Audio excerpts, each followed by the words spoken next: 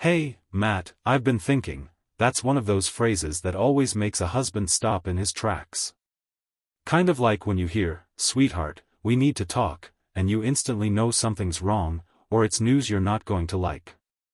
Or the dreaded, "Do you think this dress looks good on me?" A question that never has a simple answer. Let's be honest, guys, there's no escape from that one. Either you tell her she's drop-dead gorgeous, or you try being truthful and brace yourself for the fallout. Then there are those phrases like, "I did it for you," which is her way of saying she's aware it's a lot to ask, but she's trying to soften the blow by pointing out something nice she did. My personal favorite? "It's worth your attention." It usually comes with a bit of charm or a playful tone to grab your focus. Most of these lines are manageable, but when she starts with, "Matt, I've been thinking," you might try to dodge with a quick comeback like, "Congrats, dear. But I wasn't in the mood to risk the couch tonight, so I stayed quiet." This time, though, I had to stop her because what she was about to suggest nearly wiped out any desire I had left to be close to her. Yeah, I guess I'll take the couch after all. Our lives have shifted so much, kids are grown, we're financially set, no real worries, but we're still caught in the same boring loop we've been stuck in for the last 25 years. It's the same thing over and over: get up, go to work, come home, cook dinner, kiss goodnight, sleep, repeat. I needed something fresh and exciting. Feeling fed up with our dull routine, I brought up the idea of doing more weekend trips. Quick getaways to nearby spots could be fun, I thought. I even suggested we catch some ballet shows, which she's crazy about, or go to our local baseball games, which I enjoy. I threw in ideas like buying a boat, maybe a motorcycle, taking up tennis lessons, trying dancing, joining a bowling league, visiting gardens, or trading books. These were all things we had once talked about over the years, so I figured one of them might reignite some spark since my lovely wife seemed down. But nope. Every suggestion was shot down. Finally, half joking, I said that instead of our usual kiss goodnight and having sex once a week or two, we should flip it, have sex every night and just kiss goodnight once in a while. I made sure she knew I was only half serious. Imagine my surprise when she looked me dead in the eye and said, "Honey, we're 48, and let's be real, we haven't been doing it even once a week or every 2 weeks. I know you'd like more, but honestly, it's gotten so boring." I was floored. Then she hit me with this: "You're the only man I've ever loved and will always love, so I don't want you to be upset. Just hear me out." Oh boy, here we go. Lindsay never beat around the bush, she was always direct. I knew something big was coming. "You're also the only guy I've ever slept with, and that makes me curious. I can't help but wonder what else is out there. You've always made me happy in bed, but Carla says." There it was, Carla. I should have known. She's the wild card. Full of energy, up for anything, especially if it involves some kind of adventure. She's a few months shy of her 3rd wedding and already scouting for husband number 4. Each divorce left her well off, and she's sitting pretty on 5 acres near the club with a bank account to match. She's got 3 kids, 1 from each marriage, and they're all covered by generous child support from their rich dads. Carla's done the rounds at every nude beach in the country and several abroad. She's hit up all the top clubs, taken all the wild trips, you name it. The type of woman who could show up at a church potluck in sky-high heels, and no one would bat an eye.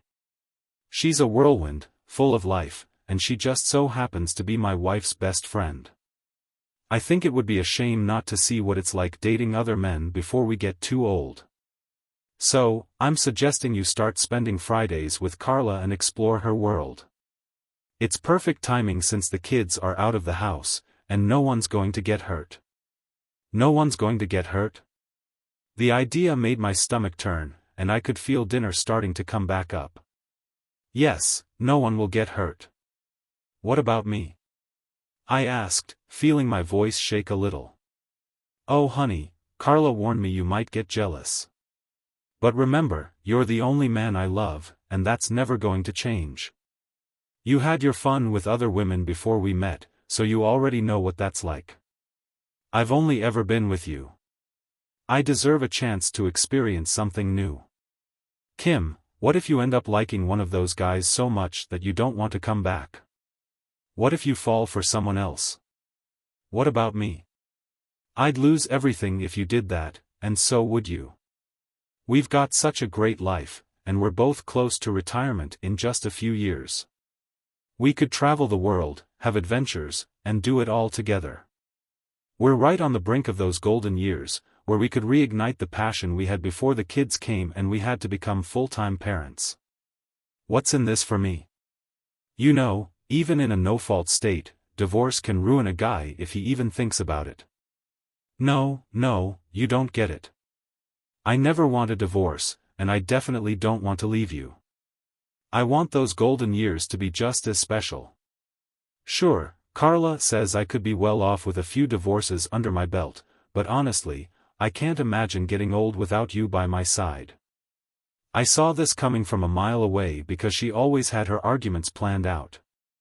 That's why I had Greg draw up a contract for us, outlining exactly what would happen if we ever did get divorced. Now, don't get me wrong, I didn't want any part of this, but I figured it would help put her mind at ease. I went over the contract. Greg was my business partner. We ran a small but efficient law firm that offered solid general advice without really specializing in anything. He took care of me in that contract, though. The division of property was laid out clearly. My wife would keep the house and all its contents, while I would get our winter condo, the beach house, and my fishing cabin. Financially, it was all pretty fair, so no complaints there.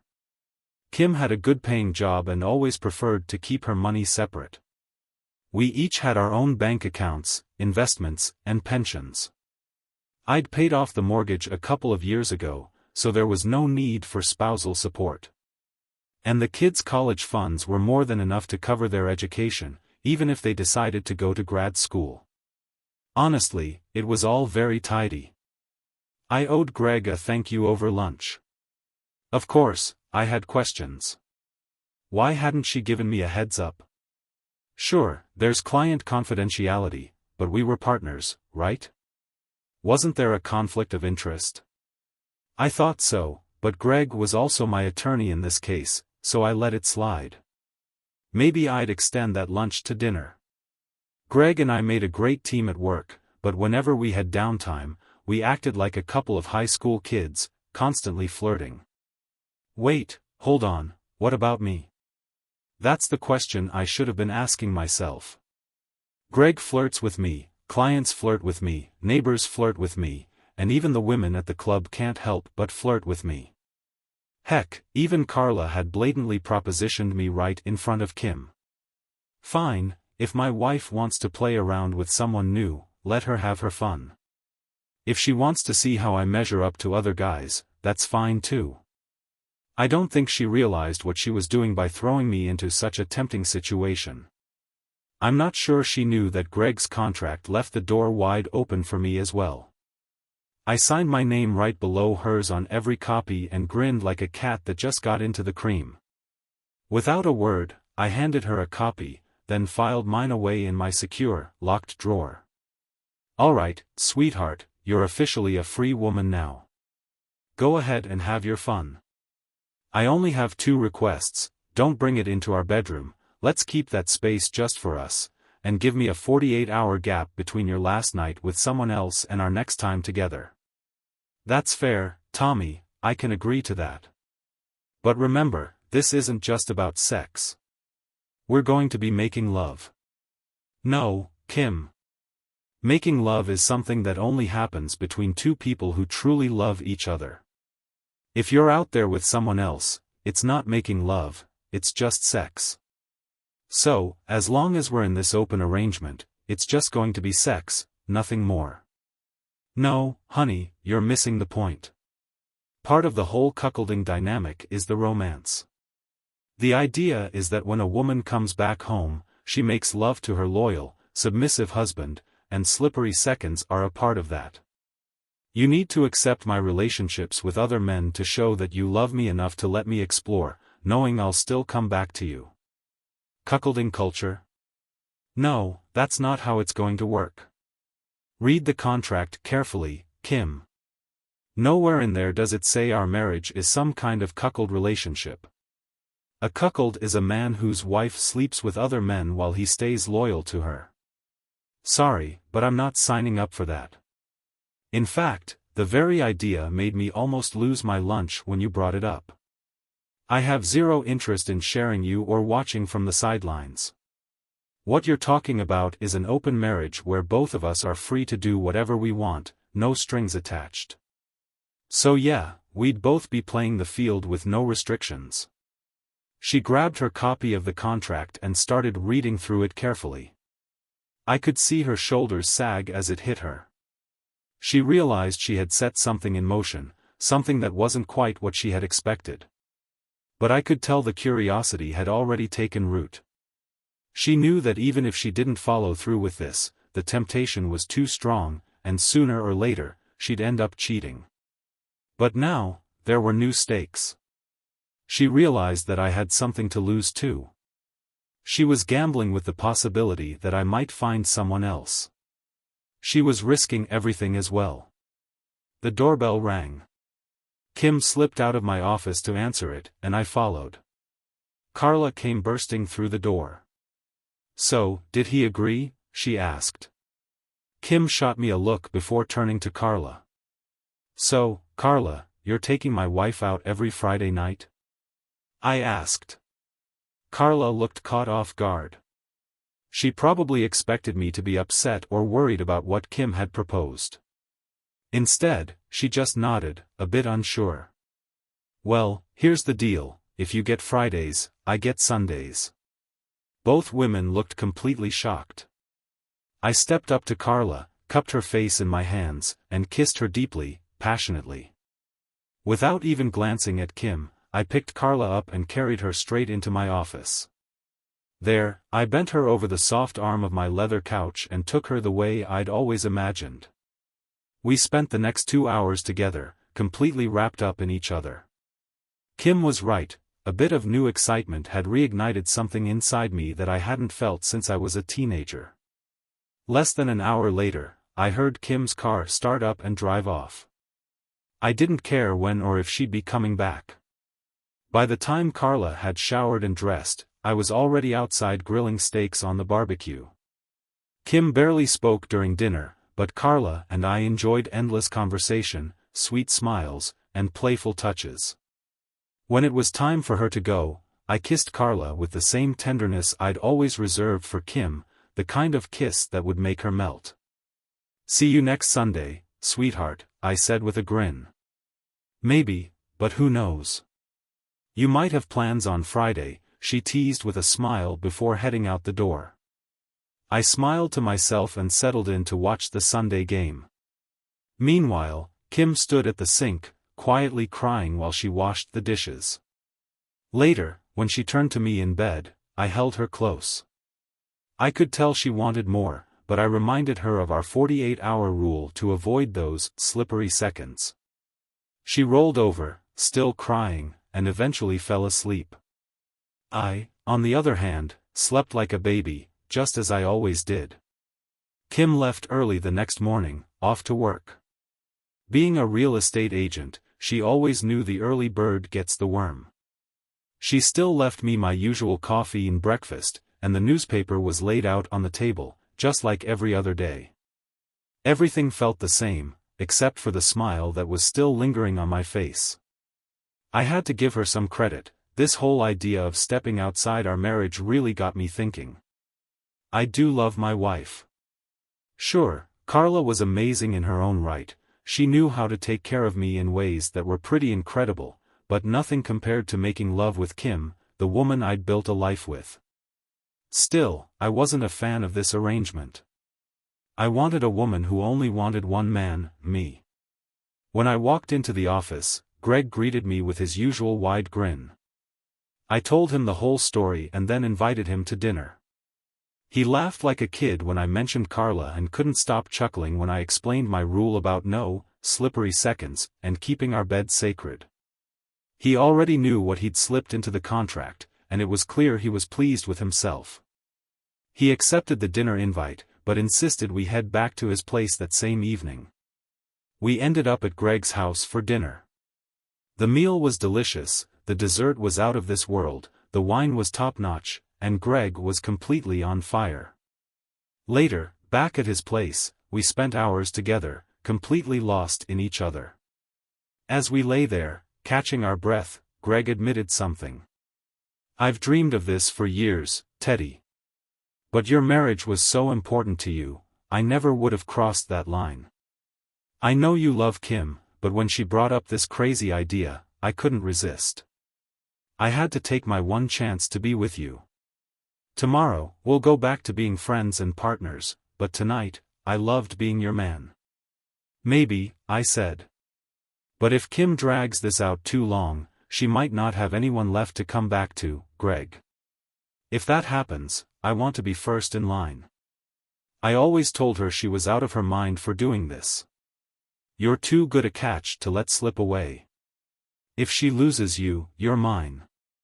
We kissed, and I headed home. Kim was already asleep, so I took a quick shower and crashed in the guest room. But the next morning, she was waiting for me at breakfast. "Teddy, so Carla says you're the best sex she's ever had." I shrugged and told her that the night had actually gotten a bit boring, and there were moments I just wanted to wrap things up quickly. I didn't feel like the effort matched the results. Kim didn't hold back, calling me an idiot. She went on to say that if she loses me, Carla's ready to take me, even if it means giving up her fortune in a divorce. Then she softened and said, "Teddy, can we stop this? It was such a dumb idea. I can't stand the thought of you making love to Carla." Suddenly, I saw the whole situation in a different light. At first, I had been ready to go along with her proposal, but now, I needed to make sure these wild notions were really out of her head. Besides, things were picking up for me. After years of having sex maybe once a week or two, I'd done it twice in as many days. Carla was a cute little brunette, with an easygoing attitude and a way of moving that seemed like she could read her partner's mind. Greg, on the other hand, was tall, curvy, and blonde. I couldn't help but feel a little liberated. I wanted to explore this new world. It was exciting, it was fun, and it felt great. You've got this desire you can't seem to shake. You felt like you had to act on it. I know it'll come back again, and when it does, you'll end up cheating on me. I'd rather it be honest. So go ahead, get it out of your system. Let's see how I handle it. If, after this month, you realize you still want me and just me, we'll come back together. But first, you've got to finish this. I don't want to hear about it later. And if you decide to give up on this plan and I catch you cheating on me after all, I'll divorce you and use that contract against you." She reluctantly agreed to my terms. That night, she turned toward me in bed again, but it hadn't even been 48 hours since I'd been with Carla in the office, and the news about Greg had left her a bit shell-shocked. She cried softly again, unable to fall asleep until I finally gave in and wrapped my arms around her. Maybe Thursday night would be the next opportunity for me. Wednesdays were my half-days, and normally I'd spend the afternoon golfing. But that day, the weather was awful, non-stop rain.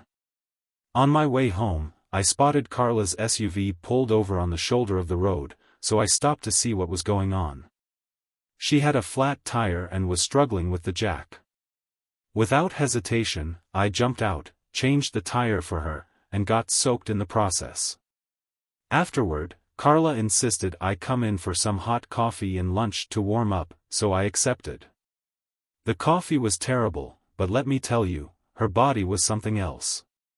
She shrugged off her jacket as the coffee finished brewing, and my jaw just about hit the floor.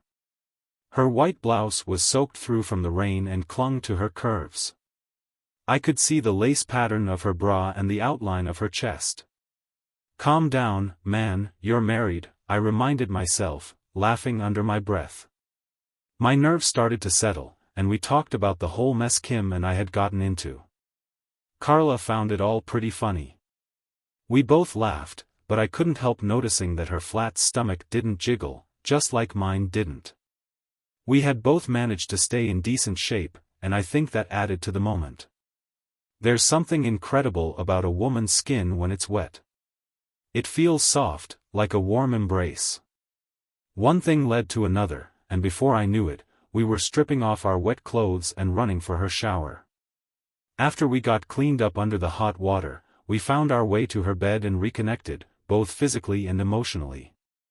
It had been a long time since Carla had a night like that, not since her divorce, and I could tell she needed it. Teddy, I really hope things between you and Kim get better. I like both of you, you've been such great neighbors. But if things don't work out, I mean, I could really fall for a guy like you. It was more than just a compliment, it was a plea, and maybe even an offer. She told me to come over whenever I had the chance, as long as I was honest with Kim. I didn't turn her down. When I got home, I was late for dinner, but Kim didn't seem to mind. She hadn't cooked anything anyway. We sat down to talk, and she told me about her day. She had finally scored a win with one of her clients.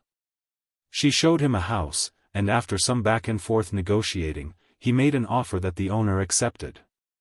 They had sealed most of the deal over the phone from the business center at his hotel, and to celebrate, they went for drinks and food. He even invited her to keep the party going with champagne in his room. Once they got there, things escalated quickly. He started undressing her, pushed her onto the bed, but it was obvious the guy had no idea what he was doing.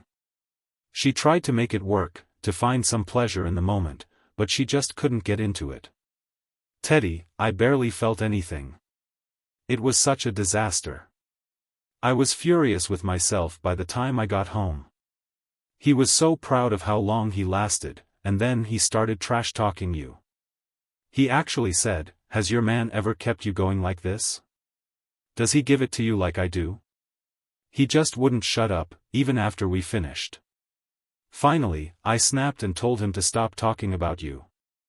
I told him he had no idea what he was up against. I said you knew exactly what I was doing today, and he didn't win anything. You should have seen the look on his face. She sighed, clearly frustrated. I had to soften the blow, though.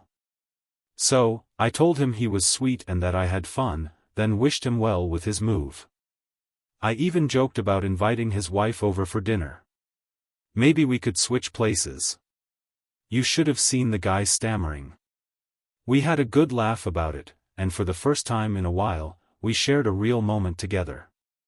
Kim knew I had been with Carla. She saw my car parked at her house when she drove by, and since Carla lived right across the street, she also saw me walking back home. "I want you back now," she said, "but I have to wait until Friday to test you. It's really unfair. A man comes home to his wife every day for years, takes care of her, mows the lawn, works in the garden, holds her hand when her mother dies, and she holds him when his father passes. They bring each other chicken soup when they're sick, share the responsibility of raising the kids. He's there every day. And then, out of nowhere, the wife says, 'This is boring. You keep up the daily grind, and I'll go have fun with someone else because you're too worn out from life to keep me entertained.' Teddy, it's not fair. I still want you back. You haven't lost me yet, but an idiot like that guy isn't a fair comparison." I couldn't help but smile. "Scratch, Kim, you're rich, but you don't own me. Carla might have her 48 hours on Friday, but I'll make sure someone's happy Friday night. And, I've got a date with Jessica on Sunday, so it looks like Tuesday will be your day." She smiled at that. By Thursday, I realized I'd been with 3 different women over the past 4 days. 3 women had basically told me they were waiting in the wings if my marriage didn't work out. Meanwhile, my wife was trying to get back on track but wasn't quite the partner I needed her to be. I probably should have been tired, but instead, I felt pretty good. That evening, as I was getting ready to close up the office, a woman walked in. Greg had an appointment to pick up his car from the shop, so I agreed to take care of the potential client. Our office manager, Sarah, had left a few hours earlier, so it was just me and this striking woman standing there in front of me. She was tall, with smooth olive skin, and to my surprise, she took off her coat, revealing a tight sweater dress that hugged her curves. The high slit showed off the tops of her lace stockings, and she wore heels that made the whole look impossible to ignore. My eyes eventually made their way up to meet hers, deep, dark, and captivating. "I'm here for some advice on a domestic matter," she said in the smoothest, most sultry contralto voice I'd ever heard. I couldn't help myself. "My advice?" "Divorce him and run away with me," I said with a straight face. She held my gaze for a moment, and then her eyes sparkled. She started laughing, and soon enough, we were both laughing together. I told her I was just about to leave for the night, but if she hadn't eaten yet, we could discuss things over dinner. She didn't say no. Over dinner, she opened up about her situation. She suspected her husband was cheating on her, but she didn't have any proof. She was frustrated, feeling trapped, and wanted to protect herself in case he decided to leave her high and dry. I offered her some advice, basic but important. I told her to close any joint credit lines, withdraw half of their shared savings and put it in a separate account under her name, and stash away any valuable family heirlooms like jewelry where he couldn't find them. I also explained how to use tech to her advantage, like slipping a GPS tracker in his car, enabling Find My Phone on his devices, and keeping an eye on his phone usage. I even gave her the number for a detective agency in case she wanted to have him followed or check up on his movements. Lastly, I suggested she stay with a trusted friend or family member if things turned south and keep a journal of anything suspicious. Then, out of nowhere, she asked, "What do you think about a revenge night?" She reached out and took my hand while unbuttoning another button on her blouse, giving me a better view of her ample cleavage. I held her hand gently with both of mine. "It's a very tempting offer, especially with everything going on in my marriage right now. But here's the thing, even though you haven't officially hired me yet, you're my client, and it would be a conflict of interest for me to have revenge sex with you. You're fired." I couldn't help but laugh. "Well, in that case, I guess I have nothing to lose. But before we go any further, I want you to be sure this is really what you want. A revenge night might feel good in the moment, but by tomorrow morning, you could be feeling guilty, wondering if you're just as bad as your husband. And if you're wrong about him cheating, there's no going back. You'll be responsible for the end of your marriage, maybe even for a divorce he files for. Is that really what you want?" She let out a long, heavy sigh, and I could see the conflict on her face as she thought it over. "Can I rehire you?" she asked softly. "It would be my honor. But if I help you divorce him and things don't get better, I'll make you a deal. Once it's all over, we'll go out every night for a month. Consider that my guarantee." I left the pub feeling pretty good about myself, proud of the way I handled the situation with some dignity and class. On the way home, I decided to stop at the store and grab another bottle of wine. If I was going to spend the night at home, I figured a few glasses wouldn't hurt. While I was paying, I heard a voice behind me. "So, Lisa told me you and Kim have some kind of arrangement, and she said she's never seen anyone handle it like you." I turned around and saw Tina standing there, smiling. Tina was one of Lisa and Kim's friends, and she was even wilder than Lisa. She was the kind of woman who expected to be pampered before anything else happened: dinners, expensive gifts, trips to Tiffany's. You could date Tina for a year, but nothing intimate would happen until you'd bought her jewelry or designer clothes. The dress she had on looked like it cost at least $1,000, even though it was barely covering anything at the neckline or the hem. Her shoes were equally pricey, and her heels showed off her perfect calves. She was dripping in diamonds and pearls, with a hat that probably cost more than my car. I'm guessing she also told you about my wife's brilliant idea to open up our marriage after all these years, I said. Yes, Teddy, she did. So now that you're free to play, how about you play with me, darling? What concerns me is your reputation. My reputation? Darling, I'm no crazier than Lisa, and you started with her. What's so different about me? Well, Tina, you laid it all out for me last summer. You string guys along until they're hooked on the idea of sleeping with you, then you take them on a shopping spree at Tiffany's or Neiman Marcus before they get anywhere with you. I just don't feel like leaving you a tip like your usual dates do.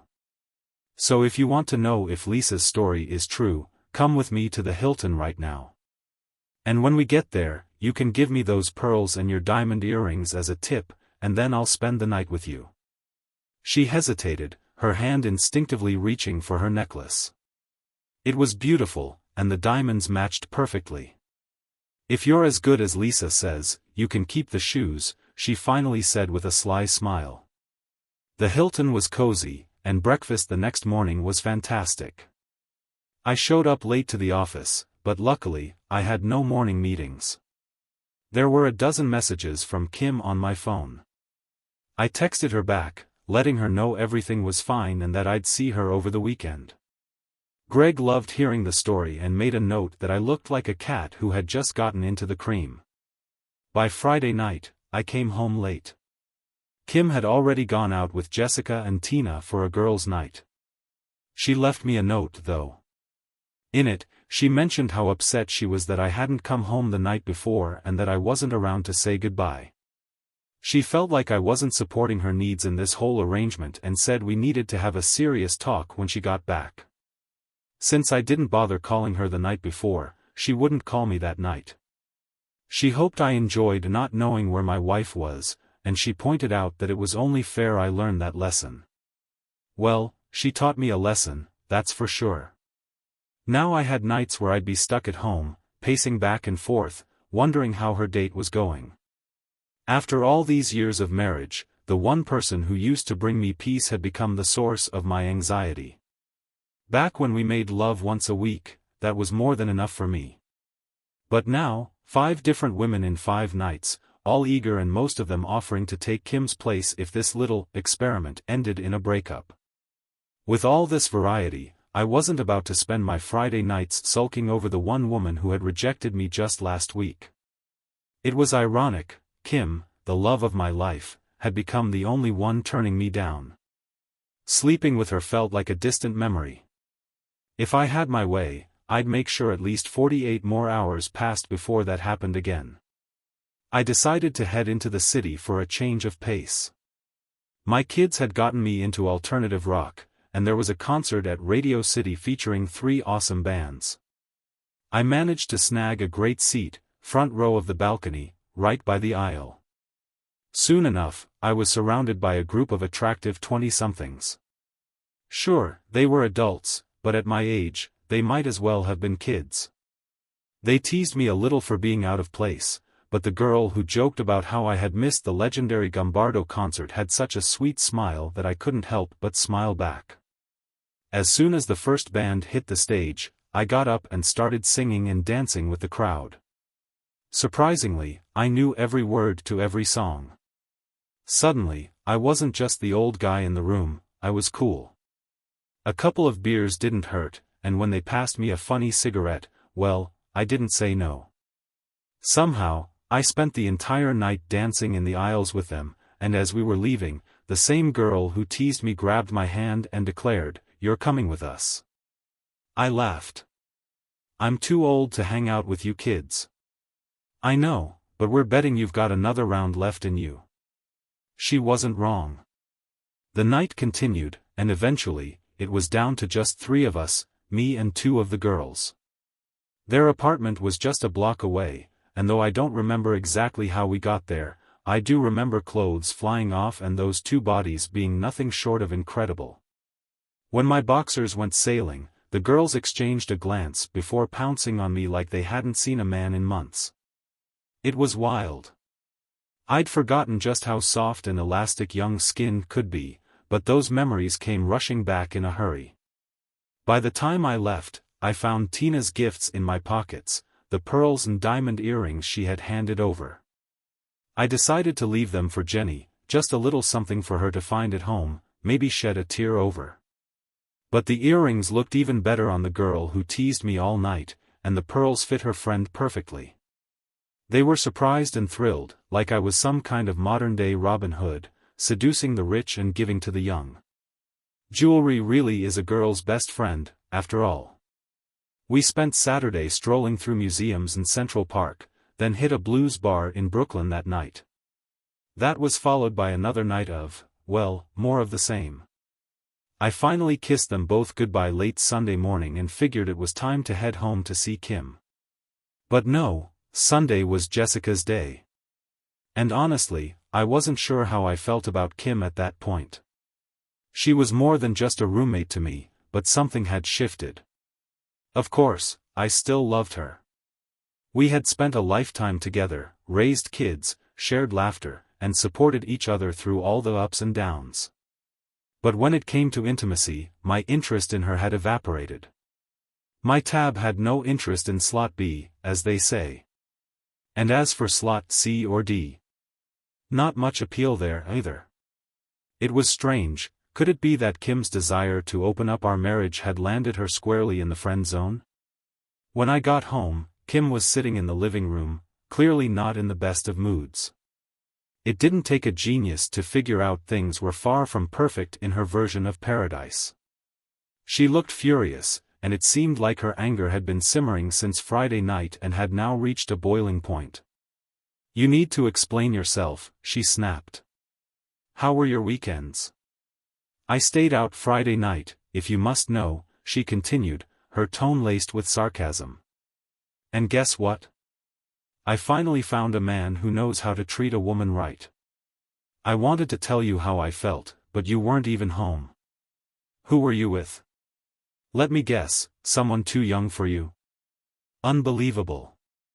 Well, that was pretty blunt and direct. She didn't hold back. Kim kept talking, her frustration bubbling over into a rant about how things were supposed to play out. I wasn't really paying much attention. She rambled on about how our little experiment should have made us closer, how we were supposed to come back together, sharing our experiences, and how I should have been home, thinking about the excitement of reuniting to make our time together that much more intense. It was all a lot of should, and honestly, that's when most men just tune out. In fact, the unofficial Male Survival Guide practically recommends thinking about something completely unrelated when the word should comes up. The trick is to nod and throw in a yes, dear every now and then. The goal? Maintain peace while mentally escaping to a far-off place, perhaps fantasizing about someone with long legs, flowing hair, and a revealing outfit. But my daydream was abruptly interrupted when I heard the phrase, "You should have." Now, that's the one phrase that can derail any conversation. There are a few ways a man can handle it. One option is to simply ignore it and drift back into the comforting fantasy world where maybe a young Audrey Hepburn is waiting to seduce you. Not a bad option, really. Another approach is to push back, something like, "Since when should I," which challenges her authority, or, "When did we decide that," which reasserts your role in the decision-making process. There's also the more daring approach outlined in the Idiot's Guide to Navigating Your Wife's Expectations. This strategy involves gradually escalating responses, starting with, "I never said that," which can be risky if she's got evidence. Then there's, "I never intended to," which might end the argument, though it could also mean no intimacy for a month. Or, you could go for the time-tested classic, "If you don't stop, I'll donate all your shoes to charity." It's a bold move, but it gets the point across. That day, though, I kept it simple. I gave her a two-word response, "You should." Needless to say, she didn't appreciate that reply any more than I appreciated her decision to open up our marriage. I couldn't help but wonder how she thought nagging me would somehow improve things. The irony was that she had set this whole situation in motion, and now, here she was, struggling to regain control. It was like she suddenly realized she had lost the upper hand. She had hoped that by rationing access to intimacy, she'd keep me under her thumb. But instead, she found herself in a position where I had women lining up, offering what she had withheld. While she was busy trying to create anticipation for our reunion, I was finding comfort elsewhere. And, to make matters worse for her, she discovered that the man she had grown bored of was still very much desired by others. Her plan to make sex a valuable commodity in our marriage backfired spectacularly. Instead of me begging for her attention, I now had women practically throwing themselves at me. And as for those tender moments she used to count on, well, those had been handed off to her best friend, the neighbor, and even some women half her age. The tables had turned, and now she was left wondering how it had all gone so wrong.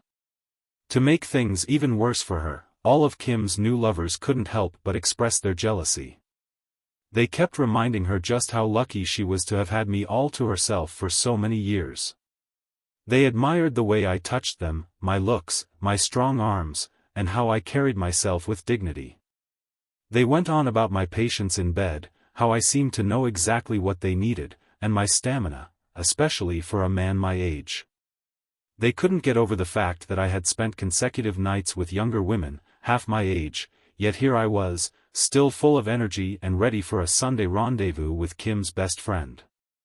"Can we change our minds?" she asked cautiously. "I'm listening," I replied. "I was wrong," she admitted. "Did you really think I'd let you go that easily?" "No way." It was a big step for her to say that. She hesitated, clearly deep in thought. She was ready to propose going back to how things were before she'd decided we needed to talk. But I wasn't about to pretend everything was fine. If it happened once with a warning, who's to say it wouldn't happen again without one? "I think you're scared of what's ahead. You didn't see this coming, did you? If we burn this contract, I'll accept a new one that says whatever you want, if you take me back as the only woman in your life, just like it was before." I sat there, appearing to think it over. Of course, I wanted her back as my one and only. That's what I'd always wanted. And yes, I should have been more hurt by what she did. I was hurt, but it didn't sting the way it used to. Jessica, Chris, Carla, my olive-skinned client, Tina, the concert girl, and her fun-loving friend had all played their part in helping me heal. A week spent with 7 different beautiful women was a surprisingly effective remedy for a broken heart. But I wasn't going to make it easy for Kim. She had to work for it. So, I set my terms. "I'll take you back, but intimacy will be on my terms. Anywhere, any position, as long as it doesn't cause public embarrassment or put us in danger." She blinked. That kind of arrangement wasn't exactly her cup of tea, at least, not unless it was on her terms. But after a moment, she tilted her head slightly and said softly, "I agree." She was willing to take whatever I offered. Before we were done, I had her agreeing to a list of conditions. She'd wear ultra-sexy outfits on Christmas, New Year's, Valentine's Day, St. Patrick's Day, the 4th of July, Labor Day, Halloween, Thanksgiving, and, of course, my birthday. I originally suggested Rosh Hashanah and Chinese New Year as well, but she pointed out that we'd never celebrated those holidays since we weren't Jewish or Chinese, so I dropped those. She also agreed to sleep naked every Friday night, no matter the weather, as long as I provided an electric blanket in the winter. On Saturday mornings, while we did housework together, she'd clean the house wearing a French-maid outfit. And on Sundays, for special occasions like the Super Bowl or the first game of the World Series, she'd serve me and my friends drinks and snacks while dressed in a little black dress, heels, and lace stockings. She'd also agree to remove one piece of clothing every hour during long car trips and tan topless in the backyard to avoid tan lines. Finally, she promised to keep her body smooth and hairless, except for her head. I wrote all of this down, but the real contract looked a bit different. About 15 minutes after she agreed to be mine again until death, I handed her the final version. The contract read as follows. We, the undersigned, agree to the following terms. First, to love each other fully and remain exclusive until death. Second, the events of the past week are forgiven but will never be forgotten, serving as a reminder of what we both stand to lose. Third, in the future, if either partner attempts to step outside the boundaries of our relationship as defined by our original marriage vows and mutual agreements, and the other partner finds no acceptable resolution, the offending partner will immediately abandon their proposal or actions or, failing that, forfeit all claims to wealth, property, and financial benefits. She signed it without hesitation, knowing full well what the consequences would be if she broke our agreement again. I could see a new determination in her eyes, but I also knew I'd forever hold the upper hand. My signature was already on the document. Kim took her time reading through it, probably expecting to find legal traps that Greg had cleverly woven into our agreement. But there were none.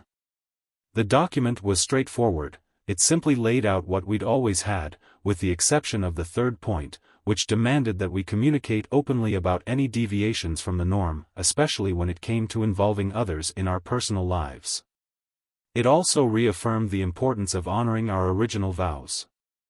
So, you don't expect me to wear thongs and lace stockings every day?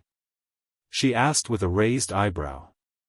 Well, actually, yes, I do, I replied with a grin. Then, do you take me back? She asked, her voice softening. Yes, but only you. No one else compares to what we have in our intimate life. I'll fix everything, Teddy. I'll go back to being the loving wife I always was. No, darling. There's nothing to fix. I feel better now.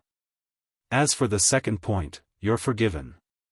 And once we've signed, I'll answer anything you want to know about the women I've been with this week. Just remember, don't ask what you don't want to hear. It'll be just as easy to forget it as it is to accept the second point. For the record, I don't ever want to know about your little adventures. I don't even care who they are. You really don't care? Oh, I care, all right. I'd probably do something drastic if I knew, end up in jail, the hospital, or worse. So, no, I don't want to know. And if they know me, you better warn them to keep their distance. No smiles, no gossip, no flirting. Nothing. Are you serious right now? You're jealous? I've been waiting all week for you to react like this. Okay, Teddy, I admit I was foolish to start this. But you didn't even fight for me. Now you're saying you're jealous? Kim, everything has changed now. I want to keep you. Whatever was going on in your head, it's over. You're mine. Last week, I thought you wanted to belong to someone else, and I wasn't about to fight for a woman who didn't want me. When I was with Jessica, I was ready to replace you. I didn't want Jessica, but I was curious. I wanted to explore other women before I settled down with a new wife. I tried 7. 2 of them could have been contenders, but no one comes close to you. Now that you want to be with me, now and forever, I'll fight for you with everything I've got. Without hesitation, she signed. So, Teddy, do you think you can show me what I've been missing? First, you've got to toss your old contract into the fireplace. Mine's already in there. Burn it. She went upstairs and came back with her copy. God bless Greg for that clever document, he might have just saved our marriage. Kim placed her copy in the fire, and soon the flames turned that chapter of our lives to ash. Now, Teddy, we can go upstairs and make love, she said with a smile. I laughed, this time a genuine laugh, not the sarcastic one I'd used all week. The irony wasn't lost on me. No, darling, we're still on the 48-hour cooling-off period, I said, not even finishing my sentence before she tore off my clothes and threw me to the floor. Nature took its course. Now, every time she says, honey, I've been thinking, I quickly reply, if it's not about going to bed with me, keep it to yourself. It might not be the response approved by the Male Survival Guide, but it works for me. Second story. I'm an 18-year-old guy, and my partner, who's also 18, and I have been together for more than 5 years. Yeah, we started dating when we were 13. Please don't judge, we were kids, and honestly, I didn't even like her at first. But I asked her out, and she said yes. 5 years later, we're still together. This is my first time posting, so I'm sorry if I come off as a bit scattered. A couple of years ago, when we were 16, we had just finished 10th grade, and I started working at a store. One day, my sister, not my biological sister but my aunt's daughter, told me she saw my girlfriend at the movie theater with another guy. I was at work when she told me, and as soon as I could, I confronted my girlfriend about it. She admitted it and broke up with me that same day. I know I shouldn't have, but I begged her to take me back because I loved her so much. After about 2 weeks of begging, she finally forgave me for her mistake, and we got back together. Apparently, she had told the other guy that we had broken up, which is why they went to the movies twice. After we patched things up, she was distant, but at the time, I didn't think much of it. I was just happy to have her back. I've known the guy since I was 5 years old, and I never imagined he'd make a move on my girlfriend. He once messaged me, saying he and his girlfriend had broken up, and then he texted my girlfriend to set up their little movie date while I was busy at work. I'm sorry if I'm repeating myself, I'm just shaking and having a hard time explaining this. Right now, she doesn't come online much, and when I ask her why, she just says, no reason. Yesterday, she told me that little things were irritating her, and that's why she hasn't been talking to me. I asked her to tell me what those little things were so I could help, but she just ignored me. So, can anyone tell me if it's okay for someone in a relationship to go to the movies with another guy alone? I'm 18, but I'm a pretty simple guy, and I have certain rules. I just don't think it's okay. Please let me know if I'm overreacting or if this is just how things work with relationships now.